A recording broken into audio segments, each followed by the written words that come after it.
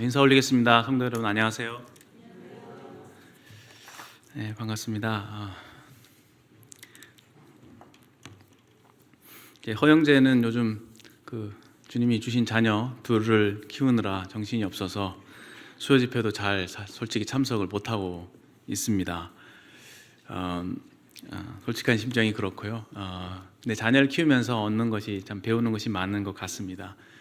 하나님 말씀을 피상적으로 보통 때 이제 배운다고 한다면은 이러한 좀 어려움들을 만나게 되면 좀 현실적으로 또 피부적으로 하나님 말씀을 이렇게 배우게 되는 것 같습니다. 요즘 욥기 말씀을 교회적으로 이제 공부하고 있는데요. 큐티 본문으로서 이렇게 읽고 있는데 이 고난이라고 하는 것이 이렇게 저희들에게 주는 유익이 참 많은데 그 중에서 하나님 말씀을 참 이렇게 피부적으로 또 현실적으로 또 실제적으로 이렇게 배울 수 있게 해주시는 그런 은혜가 있는 것이다 생각이 되어집니다. 오늘은 이제 마가복음 10장에 있는 말씀인데요. 제가 말씀을 참 대하면 대할수록 참 제가 말씀을 너무 잘 모른다. 주님을 참 잘 모르는구나. 그런 생각을 참 많이 하게 됩니다. 주님의 마음과 참 많이 이렇게 좀 그런 주님이 느끼시는 그 당시에 그 마음 그대로를 느끼지 못하고 또 주님이 그렇게 교훈하신 그 이면에 있는 깊은 의미에 대해서도 정확하게 이렇게 좀 깨닫지 못하는 연약함이 있음을 알게 됩니다. 오늘 말씀 마가복음 10장인데요. 제 주제를 주님의 역설적인 가르침이라고 하는 주제로 말씀을 상고하고자 합니다. 본문이 상당히 좀 길면서도 여러 가지 내용들을 포함하고 있습니다. 그래서 역설적인 가르침을 제가 한 6가지 정도로 정리를 좀 해보았습니다. 역설적인 가르침이라고 하는 것은 겉으로 볼 때는 뭔가 이렇게 모순돼 보이는 것이지만 속에 이면에 진리를 담고 있는 것을 우리가 역설이라고 말하죠. 주님의 이 가르침, 특히 말씀을 통해서 나타나는 가르침들을 보면 참 사람들의 생각을 뛰어넘는 그 사람들의 생각을 역행하는 그런 가르침들이 상당히 많습니다. 그리고 사람들이 쉽게 이제 받아들일 수 없을 만큼 사람의 생각과 이렇게 판이하게 다른 그런 가르침들이 있죠. 그래서 때로는 저희들이 그런 말씀들을 잘 이해하지 못하거나 또 그런 이유로 또 말씀을 잘 받아들이지 못하는 그런 경우가 많이 있는 것 같습니다. 좀 많은 시간을 두고 이 말씀의 깊은 의미, 정확한 의미를 잘 이렇게 탐구하면 좋겠지만 그것도 좋지만 말씀을 제가 이렇게 나누는 중에 또 주님께서 주시는 교훈들을 각자 좀 받을 수 있으면 좋겠다는 생각이 들고요. 또 좀 비록 깊지는 않을지라도 이제 그 말씀 그 자체를 이렇게 참 마음속에 마음판에 새길 수 있었으면 좋겠고 또 우리 삶에 어떤 형태로든 이렇게 적용이 될 수 있으면 참 시간이 의미 있는 시간이 되겠다는 생각이 듭니다. 6가지인데 먼저 정리를 해서 말씀을 드리면요. 첫 번째 이제 둘이 하나가 된다라고 하는 가르침이고요. 두 번째는 약자를 존대하라. 세 번째는 부자는 하나님의 나라에 들어가기 어렵다. 네 번째는 먼저 된 자가 나중된다. 다섯 번째는 죽어야 산다. 여섯 번째는 섬기는 자가 큰 자다. 이런 개념들 하나하나 이제 짚어보시게 되면 참 세상에 일반적으로 생각할 수 있는 사람들의 생각과 얼마나 참 주님의 가르침이 참 다른지 또 얼마나 그 사람들의 생각을 초월하는지를 저희들이 깨닫게 됩니다. 그러나 이것을 듣는 것과 이 말씀을 아주 진지하고 심각하게 받아들이고 내 삶에 적용하는 것과는 또 다른 문제라고 생각이 되어집니다. 먼저 10장 1절에서부터 12절까지 말씀은 주님이 이혼에 대해서 말씀하신 부분입니다. 당시에 이제 바리새인들이 예수님께 나와서 예수님을 시험하려고 했습니다. 예수님께 나왔던 이 바리새인들의 그 동기 자체가 선하지 않았다는 것을 저희들이 알고 있고 또 주님도 아셨습니다. 그들은 예수님을 싫어했죠. 왜냐하면 예수님 그들의 잘못을 지적하니까. 그래서 어떻게 해서든지 좀 어려운 질문들, 때로는 그 사회에 어떤 논란이 될 만한 그리고 어떤 그 사건으로 인해서 사람들의 의견이 이렇게 갈라질 만한 그러한 문제들을 예수님께 제시함으로 인해서 예수님을 곤경에 빠뜨리려고 했던 것입니다. 그래서 예수님께서 제대로 답을 하지 못하시면 그것을 예수님을 정죄하고 비판하고 예수님을 배척하고 반대하는 그 빌미로 사용하고자 했던 것이죠. 근데 참 주님이 참 인격이 놀라우신 것이 그들의 그 동기를 좋지 못한 동기를 아셨음에도 불구하고 우리 주님은 아주 친절하게 그들의 수준에 맞게끔 그들에게 답변을 해주십니다.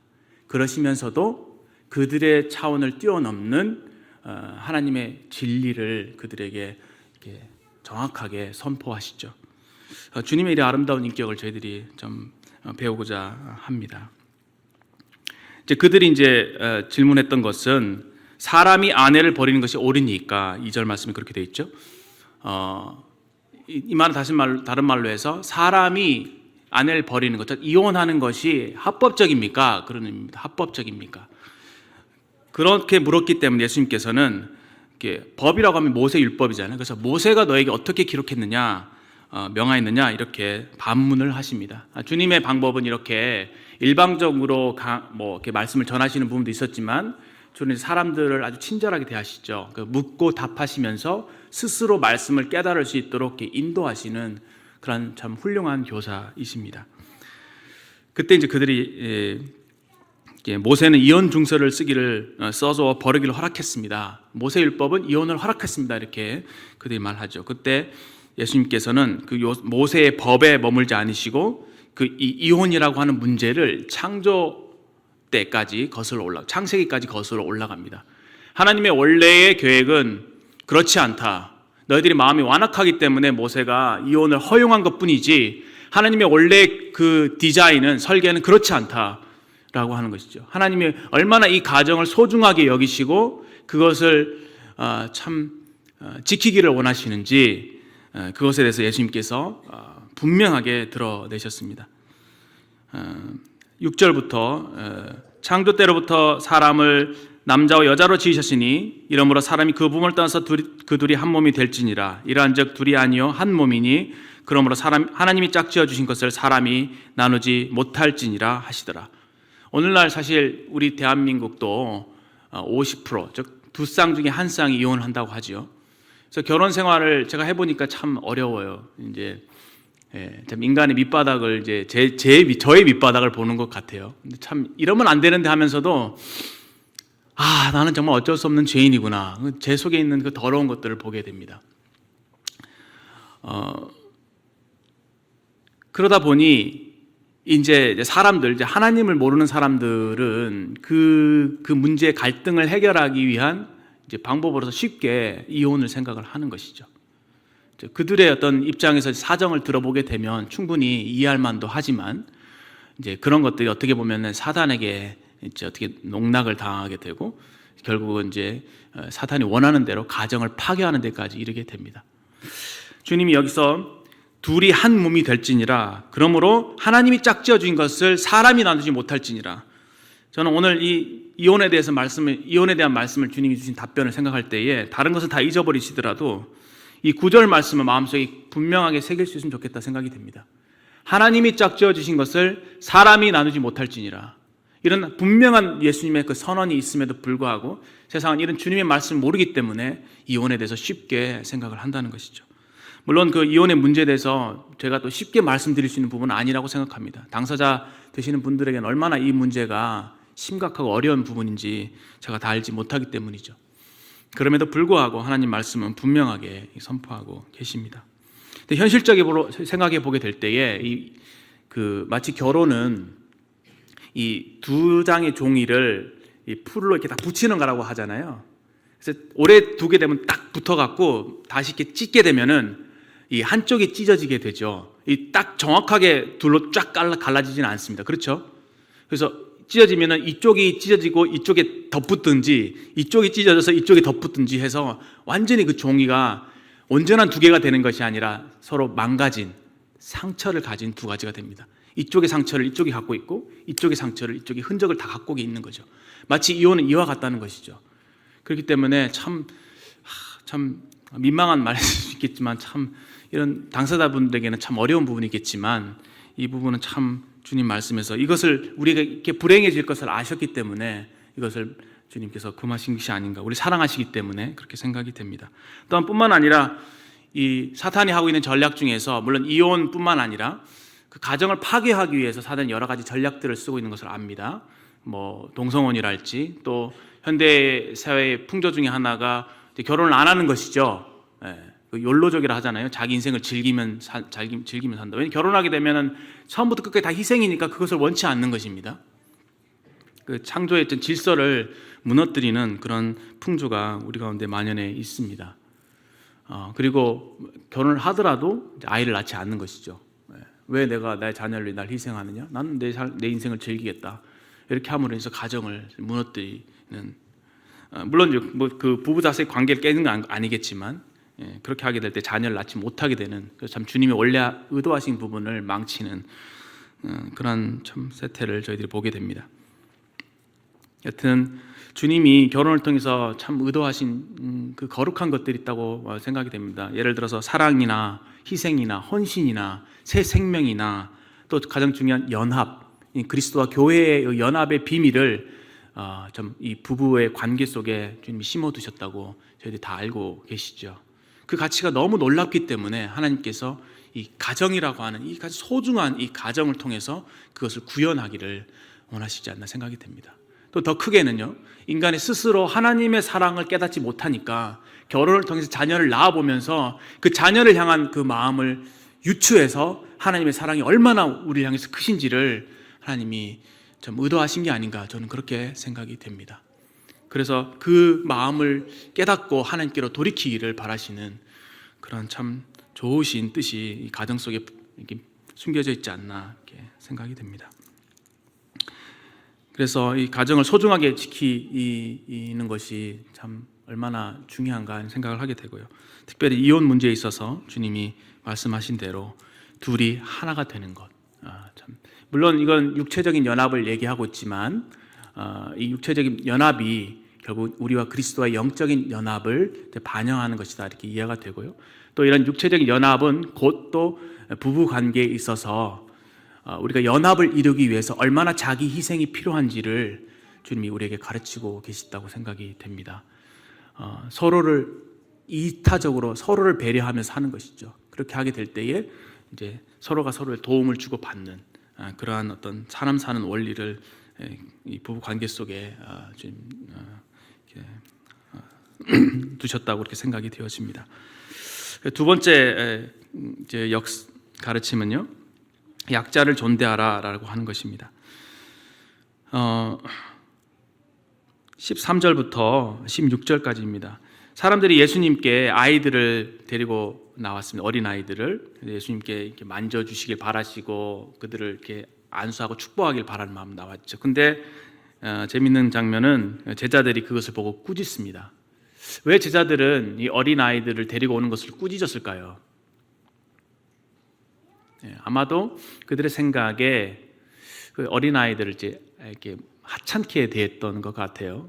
그때 당시에도 사실 여자나 아이들은 천시받는 그 부류의 사람들이었잖아요. 주님이 이렇게 바쁘신데, 주님이 해야 될 중요한 일들이 있는데 어찌 이 중요한 이 존귀하신 이 바쁘신 이 주님께 이 하찮은 사람들을 데려오느냐, 이런 마음이지 않나 싶습니다. 그래서 그들을 어린아이를 통해서 주님을 귀찮게 한다라고 하는 그런 이유로 아마 꾸짖지 않았나 생각이 됩니다. 그러나 그거를 보시고 예수님께서는 노하셨습니다. 참 이 노는 참 거룩한 분노이죠. 그들의 그런 태도, 그들의 생각을 향한 분노라고 생각이 되어집니다.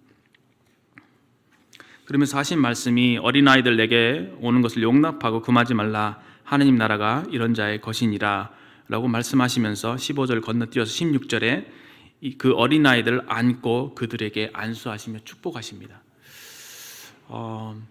저는 이 부분의 말씀을 좀 잘 받아들일 수 있으면 좋겠다고 생각합니다. 주님께서 어린아이들을 사랑하시는구나. 어린아이들은 사실 약자, 또 천대받는 사람, 우리가 대표한다고 할 수 있잖아요. 어린아이는 참 연약합니다. 능력도 없고요. 굉장히 의존적이죠. 부모가 어른들이 돌봐주지 않으면 뭔가 스스로 독립할 수 없는 그런 존재들입니다. 주님은 강자들보다는 약자들에게 더욱더 마음을 쓰셨다라고 하는 부분이죠. 자신이 해야 할 중요한 일을 제쳐두고서라도 그 약자들을 돌보실 만큼 약자들을 사랑하신 분이셨습니다. 주님은 우리에게 약자들을 존대하라고 하는 그런 본을 보여주셨습니다. 어린아이들을 안고 참 사랑하시면서 그들을 이렇게 안수하시고 축복하신 장면, 이런 인격을 좀 본받을 수 있으면 좋겠다 생각합니다. 이와 더불어 이런 주님이 약자를 대하시는 부분은 46절부터 52절까지의 말씀에서 잘 볼 수 있습니다. 주님께서 여리고에 이르렀을 때에 이제 바디메오, 맹인이죠. 맹인이 길가에서 예수님께 다윗의 자손 예수여 나를 불쌍히 여기소서라고 외칩니다. 당시에 예수님은 굉장히 마음이 뭐랄까요, 참 급박한 상황이었습니다. 왜냐하면은 그 앞선 절에 33절부터 34절까지 예수님이 예루살렘에 올라가셔서 능력을 받으시고 고난을 당하시고 죽으실 것을 말씀하시면서 주님의 마음속에는 십자가를 향해서 이제 한 걸음 한 걸음 나아가시는 굉장히 어떻게 보면 고대의 집중력이 요하고 좀 진지한 그런 상황이셨죠. 주님 마음은 참 어떤 면에서 이런 문제를 생각하기에도 바쁘셨을 것입니다. 중요한 일을 하고 있었던 상황인 것이죠.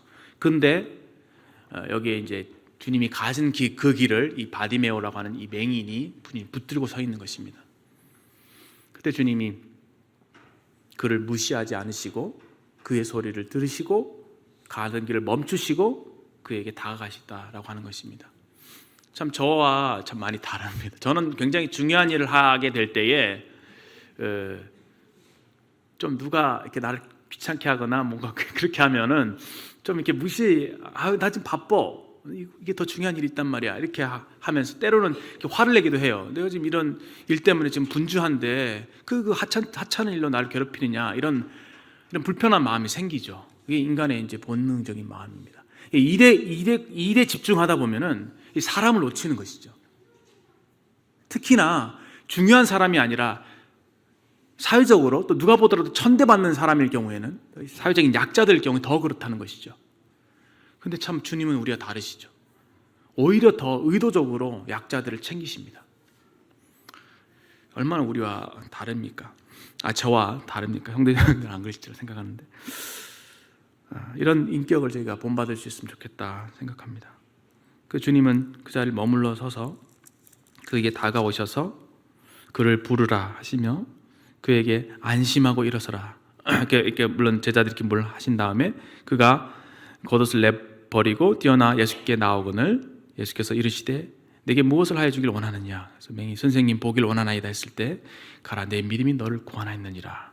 이렇게 좀 따뜻한 말씀으로써 맹인의 눈을 뜨게 해주시고 그에게 구원까지 보장해 주시는 그런 주님이심을 보게 됩니다.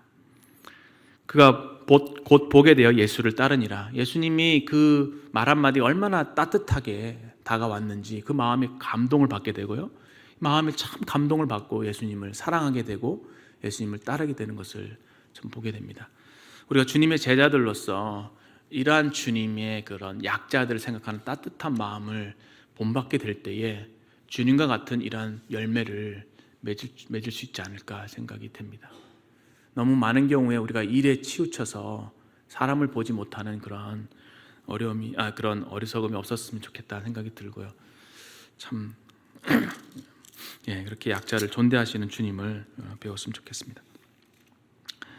그러면서 이제 다시 앞으로 넘어오시게 되면 주님이 어린 아이들에 관해서 어떤 교훈을 주십니다. 15절 말씀인데요. 10장 15절 내가 진실로 너에게 이르노니 누구든지 하나님의 나라를 어린아이와 같이 받들지 않는 자는 결탄코 그곳에 들어가지 못하리라.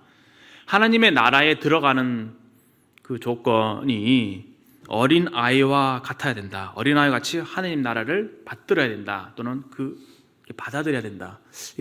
하나님 나라를 받든다고 하는 말은 어떤 의미일까요? 어린아이들에게서 발견할 수 있는 어떤 특징들이 있을까요? 많은 것들을 저희들이 생각할 수 있는데 그 중에서 저는 이제 한 두 가지 정도를 생각을 해봤습니다. 저희들이 이제 아이가 태어나잖아요. 아이를 보면은 잘 알 수 있죠. 아이는 이렇게 취약하잖아요, 그렇죠? 약하잖아요. 그래서 돌봄을 필요로 하고 그렇기 때문에 이 부모를 의존하게 됩니다. 철저하게. 부모의 손길이 없으면 아이는 죽죠. 근데 저희들이 그러한 상태로 그러한 취약성과 의존성을 가지고 이 세상에 태어납니다. 근데 이렇게 살다 보면 우리가 이렇게 서서히 강해지죠. 강해지면서 성인이 되면 독립을 하게 됩니다. 독립을 하게 되면 이제 다른 것에 의존하는 것에 대해서 굉장히 좀 이렇게 거부하게 되는 습성이 생기죠. 그래서 좀 건강하고 좀 자기 의지도 강하고 좀 능력도 있고 또 성취력이 좋은 사람일수록 기도를 많이 안 하는 것 같아요. 그렇죠? 독립적입니다. 그런데 좀 뭔가 능력이 없고 연약하고 취약하고 막 그런 사람들일수록 기도를 많이 하는 것 같아요. 왜냐하면 누군가 도와주지 않으면 자기 스스로 뭔가 할 수 없으니까. 저희들이 그런 취약성과 의존성을 가지고 태어나서 이 세상을 떠나갈 때 역시 병상에 누워서 취약성과 의존성을 가지고 이 세상을 떠나갑니다. 적신이 왔다가 핏덩이로 왔다가 적신이 그리로 돌아가게 되는 거죠. 그러나 인생을 살면서 잠깐 동안 조금 강해지는 순간을 경험하게 되는 것 같아요.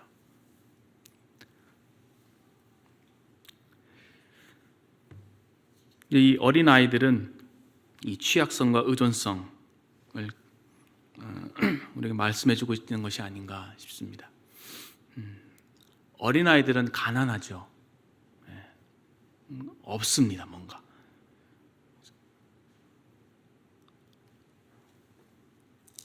그렇기 때문에 이 하나님의 나라에 대해서 예수님께서 제시하시고 초청하실 때에 그것을 감사하게 받는 거예요. 그대로 받아들이는 것입니다. 그런데 성인들의 문제, 상대적으로 성인들의 문제는 뭐냐면은 그런 것들이 없는 것이죠. 그 외에 뭔가 하나님의 나라를 하나님 나라답게 받아들이지 못하는 그 무언가의 방해물이 있다고 하는 것이죠. 그 말씀이 바로 17절부터 31절까지의 말씀에 기록된 것이라고 보여집니다. 이 어린아이와의 같은 상태와 대비해서 주님께서는 이 재물에 관한, 특별히 이제 부자들에 관한 말씀을 우리에게 주십니다. 어느 날 이 한 부자인 청년이 주님께 나왔습니다. 그리고 질문을 합니다. 내가 무엇을 하여야 영생을 얻으리까? 그의 관심은 영생을 얻는 것이었습니다. 물론 영생에 관해서 여러 가지 말씀들을 많이 나누었고 또 생각할 수 있겠습니다만 1차적으로는 이 영생은 이제 천국에 가는 것, 구원받는 것이라는 것을 동의어임을 우리가 알 수 있습니다. 왜냐하면 뒤에 보면은 하나님 나라에 들어가기가 얼마나 어려운지 했잖아요. 그래서 부자가 하나님 나라에 들어가는 것이 어려운데 그 어려운 것이 낙타가 바늘 끼어 들어가는 것만큼 어렵다. 그보다 더 어렵다 이렇게 말씀하신 걸 볼 때 영생과 하나님 나라에 들어가는 것을 같은 의미로 보고 계신다라고 하는 것을 이해할 수 있죠. 1차적으로는 그렇습니다. 그 다음에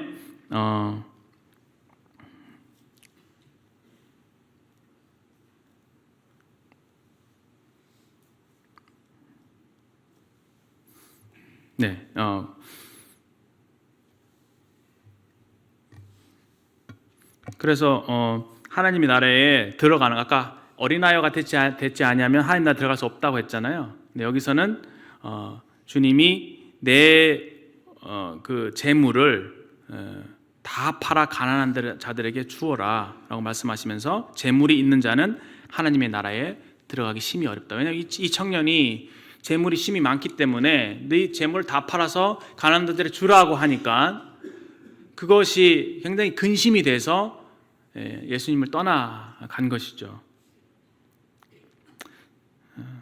그가 굉장히 어떻게 보면은 율법주의적인 사람이었던 것 같습니다. 이 19절 20절에 나와 있는 말씀처럼 살인하지 말라, 간음하지 말라, 도둑질하지 말라, 거짓 증언하지 말라, 또 속이 빼앗지 말라, 부모를 공경하라, 이런 등등의 여러 율법적인 그런 가르침들을 잘 지킨 것이죠. 겉으로 볼 때에 굉장히 율법을 잘 준수한 사람으로 보입니다. 근데 주님이 지적하셨던 것은 그의 행위가 아니라 그의 마음 속에 있는 쉽게 말해서 재물을 사랑하는 마음, 그의 마음 속에는 이 재물이 주인이었던 것이죠.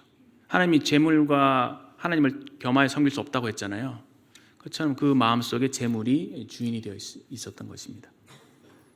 그래서 주님께서 내게 한 가지 부족한 것이 있으니 내게 있는 것을 다 팔아 가난한 자들에게 주라, 그리하면 하늘에서 보화가 내게 있으리라, 이렇게 말씀하셨습니다. 그에게 이러한 그 마음 중심에 있는 이 탐심, 재물을 탐하는 마음, 이것을 지적하신 거라고 생각이 됩니다. 근데 잘 아시다시피 그럼 재물은 무엇입니까? 재물을 사랑하는 그 마음은 어떤 것입니까? 전 두 가지 측면으로 생각을 해볼 수 있다고 생각합니다. 왜 사람이 이렇게 재물에 약한지. 오늘날 사실은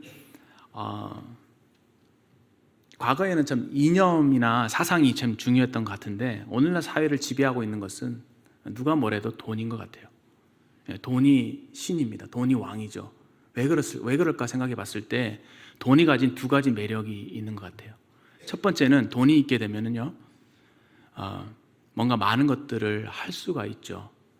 그래서 사람들의 마음 속에 돈을 통해서 자신의 어떤 그 공허한 마음을 채우고자 하는 그러한 것이 있는 것 같아요. 그것이 바로 탐심으로 나타나는 것이겠죠.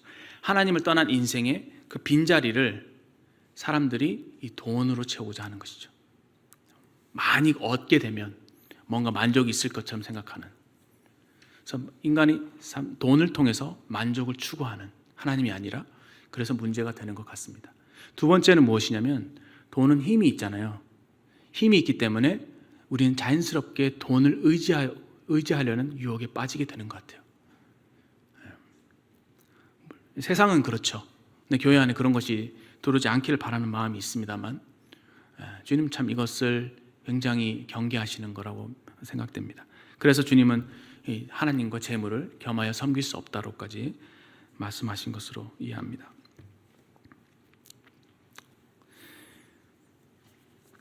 반면에 어린아이들은 어떤가요? 돈이 있는 부자들은 자기의 재물을 의지하잖아요. 그렇죠? 재물이 힘을 주니까, 재물로 뭐 많은 것들을 할 수 있으니까 사람은 재물을 의지하게 되는 것입니다. 그런데 이 어린아이들은 재물이 없죠. 재물이 없으니 다른 누군가를 의지할 수밖에 없다고 생각이 되어집니다.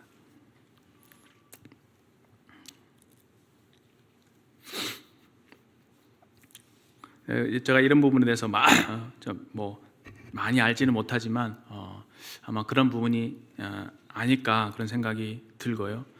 주님께서 그 앞부분에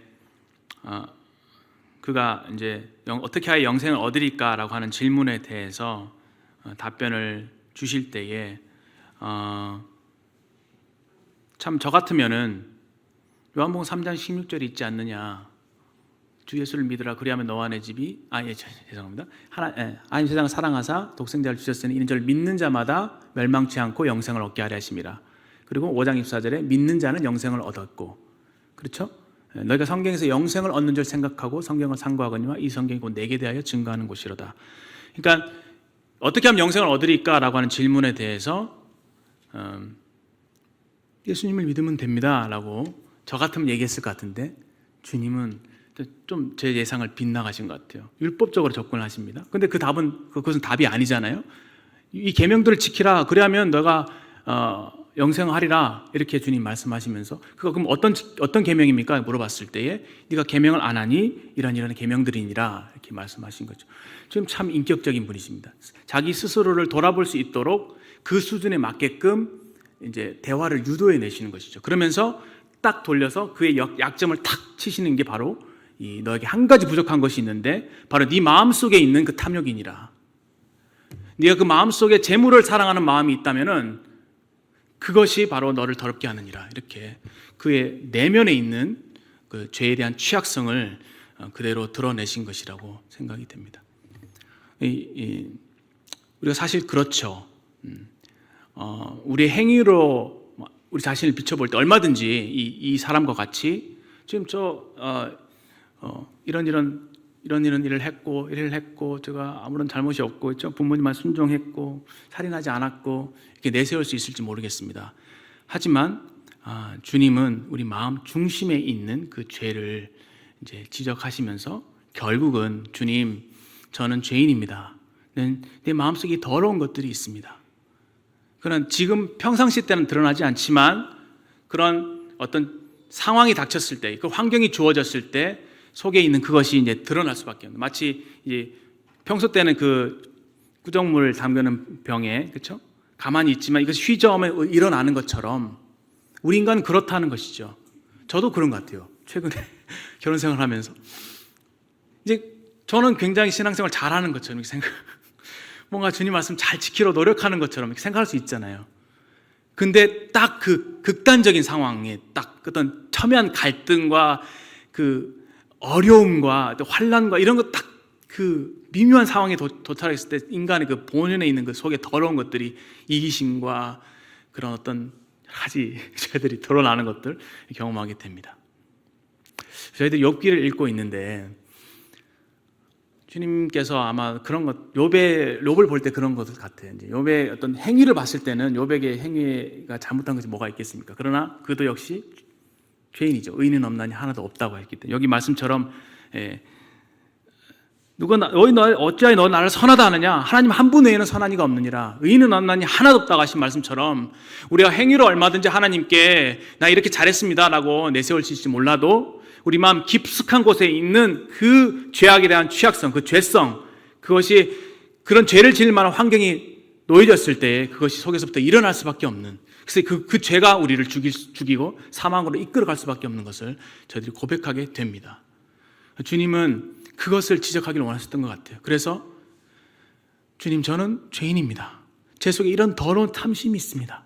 주님, 저는 이 재물을 사랑하는 마음을 버릴 수 없습니다. 저를 불쌍히 여주셔서 그런 마음으로 주님께 무릎을 꿇어야 했던 것이죠. 근데 그는 재물을 사랑하는 마음을 버리지 못하고 주님을 배척하고 떠났죠.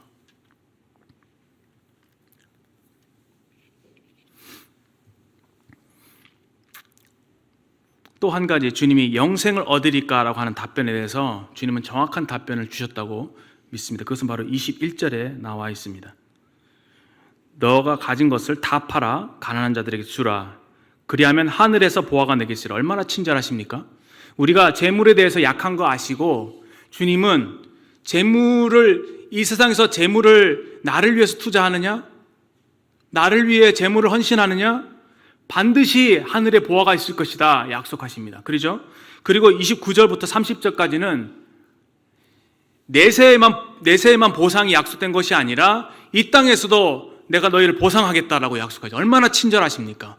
우리가 재물에 취약한 것을 아시면서도 주님은 이렇게 그것을 헌신한 것에 대해서 이 보상을 약속하시죠.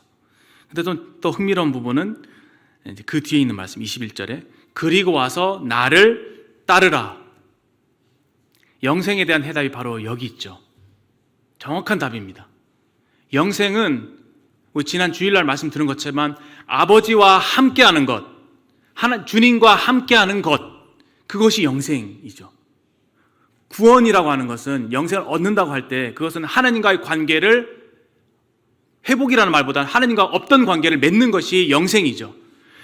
사망이라는 것은 하나님과 떨어져 있다고 한다면 아버지께 돌아와서 아버지와 연합되는 것, 하나가 되는 것, 그것이 바로 생명이잖아요. 그것이 영생이죠. 근데 이 관계를 계속 하나님과 교제를 누려 나가는 것, 그것이 바로 영생이라고 합니다. 이것이 영원하기 때문에 영생인 것입니다. 주님은 이 말씀에서 이 사람을 보시면서 21절에 보세요. 그를 보시고 사랑하사. 주님 얼마나 그 영혼을 불쌍히 여기시는지 모릅니다. 내가 여기 있느니라. 내가 여기 있느니라. 내가 내 자신을 너에게 주겠다. 이렇게 제시하신 거예요. 나를 따르라. 근데 그러한 주님의 그것을 알지 못한 채 그는 주님을 떠나갔습니다. 이 부분에 좀 이렇게 나누고 싶은 부분이 참 제가 묵상을 많이 못했지만 나누고 싶은 부분이 많지만 일단 주님이 여기서 말씀하신 부분은 이 재물에 대한 부분이라고 특별히 좀 한정지어서 좀 상고해 보자 합니다. 그래서 부자는 하나님 나라에 들어가기 어렵다고 주님은 이렇게 말씀하시면서 우리 마음 속에 주님을 따르기 위해서 또 주님께 나와서 구원받기 위해서 이 재물에 대한 문제를 해결할 것을 말씀하신 것이라고 생각됩니다. 근데 우리 그리스도인들은 사실은 주님 앞에 나와서 주 예수보다 귀한 것이 없다라고 마음 중심부터 고백한 사람들이라고 생각이 되어집니다. 그리고 여기 앉아 계신 성도님들, 우리 중에 누가 사실 주님보다 재물을 더 사랑하는 사람이 있겠습니까? 비록 지금은 우리가 이렇게 저렇게 재정 생활을 꾸려 살잖아요. 그러나 위기 상황이 닥쳤을 때 우리 교회에서 참 주님께 이렇게 성도님들이 많이 헌신한 것을 알고 있습니다. 참 아름다운 간증이죠. 나는 재물보다 주님을 사랑합니다라고 고백하는 것이잖아요. 저는 그런 성도님들의 간증을 잘 알고 있기 때문에 참 마음속에 존경하는 마음이 있습니다. 저 역시도 부족하지만 그런 마음이 있습니다. 참 주님보다 재물이 소중하지 않습니다. 다 드릴 수 있죠. 아까 찬양 고백한 것처럼 내게 있는 모든 것을 주를 위해 바치네. 나를 위해서 십자가를 지신 그분을 위해서 우리가 우리 자신이 가진 모든 것을 희생해도 아깝지 않다는 그런 고백을 우리 모두가 할 수 있다고 생각합니다. 그러나 주님께서는 여전히 우리가 이 세상을 살아가는 동안에 이러한 재물에 대한 부분을 조심할 것을 말씀하신 것이고 그것에 대한 교훈을 우리도 받을 필요가 있다고 생각합니다. 그렇다면 왜 하나님께서 우리에게 좀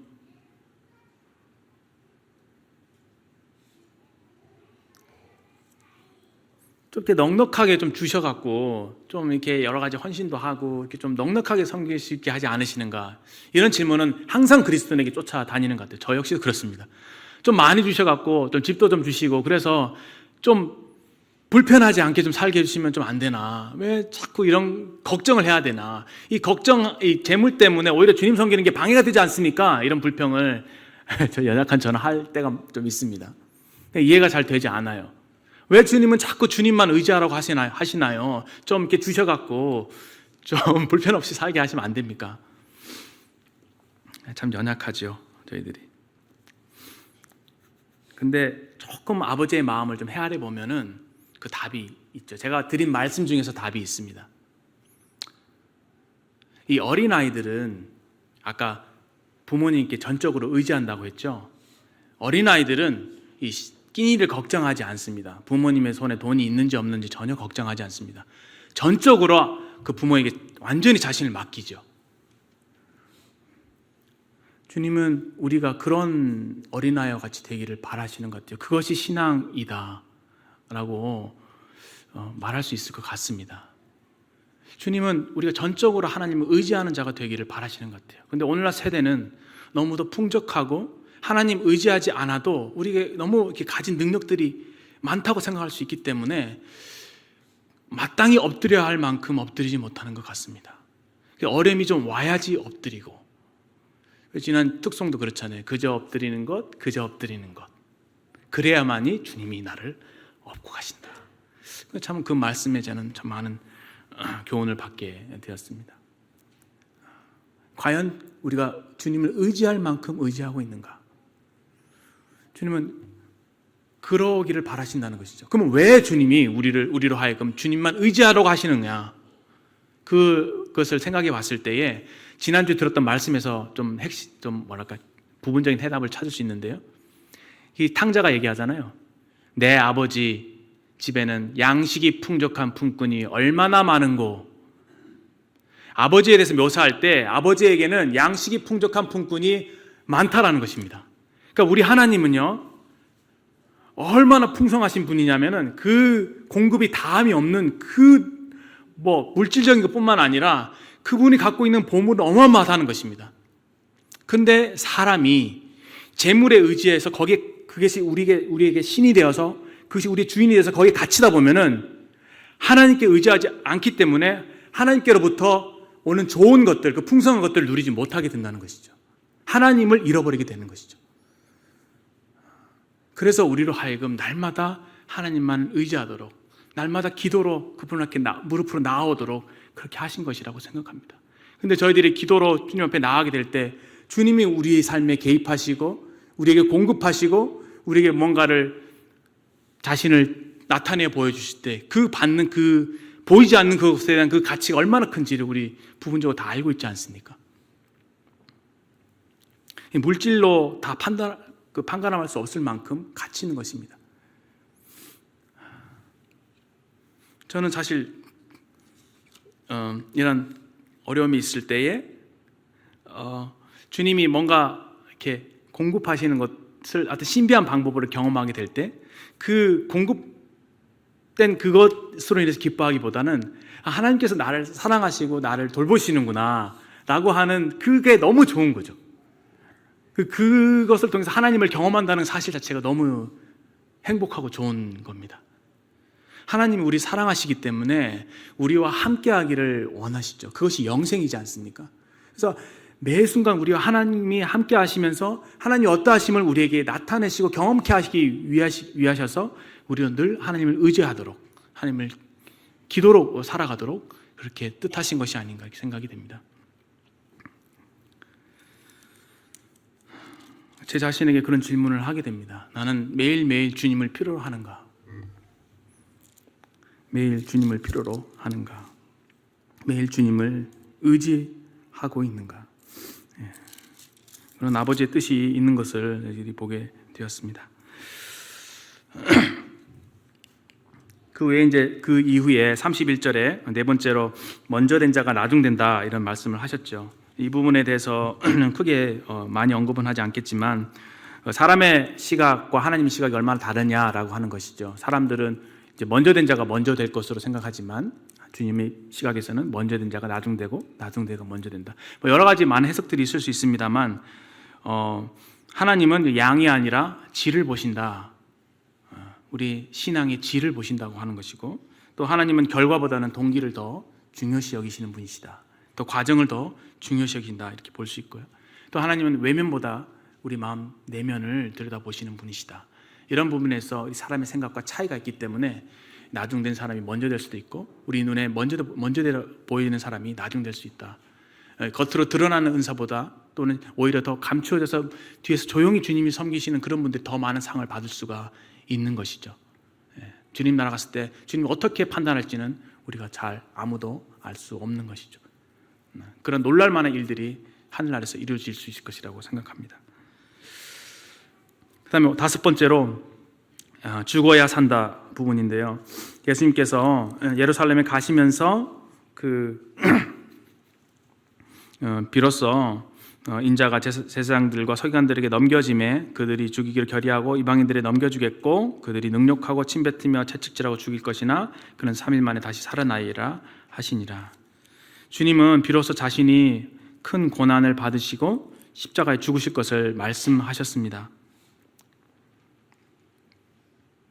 이 말씀은 사람들이 받기에 굉장히 힘든 말씀이었습니다. 왜냐하면 그들이 기대했던 메시아는 강한 힘을 가지고 와서 굉장히 큰 정치력을 발휘하고 어떤 군사적인 힘이나 어떤 무력을 동원해서 세상 이스라엘을 구원하고 그들을 건져내는 이방인의 손에서부터 건져내는 그래서 이스라엘을 부강한 나라를 만드는 마치 천년왕국이 당장 이루어질 것처럼 이렇게 그들이 기대했던 것으로 저희들이 알고 있습니다. 그러니 그들의 시각에서 우리 주님은 그렇게 이런 말씀을 하시는 것을 참 이해할 수 없었던 것이죠. 그가 생각할 때 구원자는 강해야 되는 것이죠. 근데 우리 주님은 약하셨습니다. 그리고 형편없는 모습으로 이방인들에게 고난을 받으시고 모욕과 수치와 침뱉음을 받으시고 죽으셨습니다. 그것이 하나님께서 세상을 구원하는 그런 길이심을 저희들이 잘 알고 있습니다. 근데 여기서 한 걸음 더 나아가서 저희들이 생각해 볼 수 있는 부분이 바로 이 십자가의 원리이죠. 주님께서 말씀하셨잖아요. 누군지 나를 따라오려거든 날마다 자기를 부인하고 자기 십자가를 지고 나를 따를 것이니라.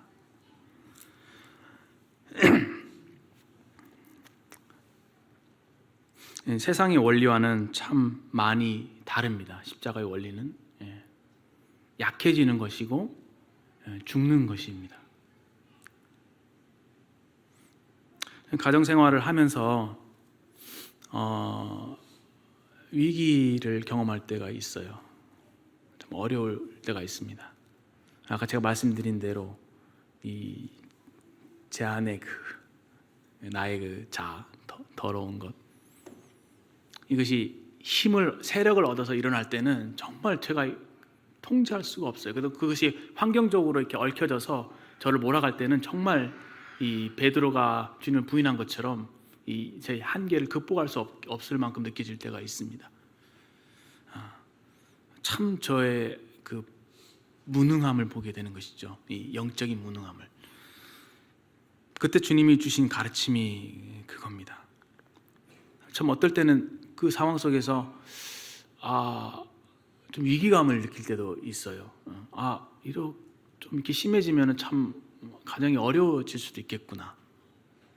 저는 제 개인적으로 그런 생길 때가 있습니다. 이런 위기감을 느낄 때가 많이 있죠. 교회적으로도 아마 그럴 수 있을 거라고 생각합니다.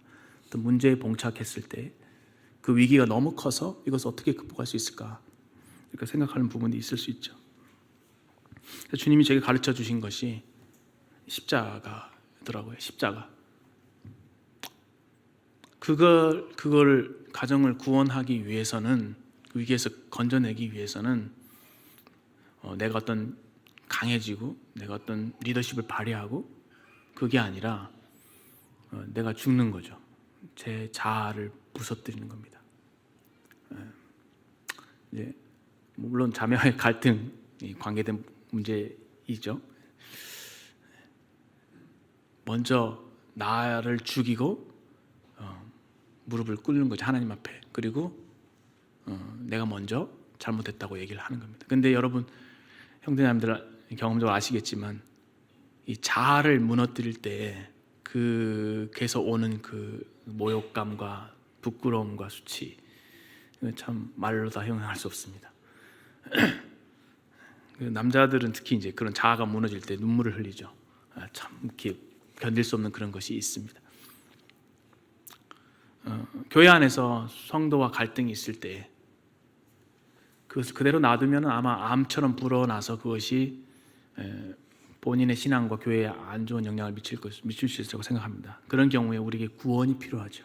그 구원은 철저하게 자아가 죽는 데서부터 이루어질 수 있다고 생각합니다. 주님 앞에서 자아를 처리하고 죽는 것이죠. 그리고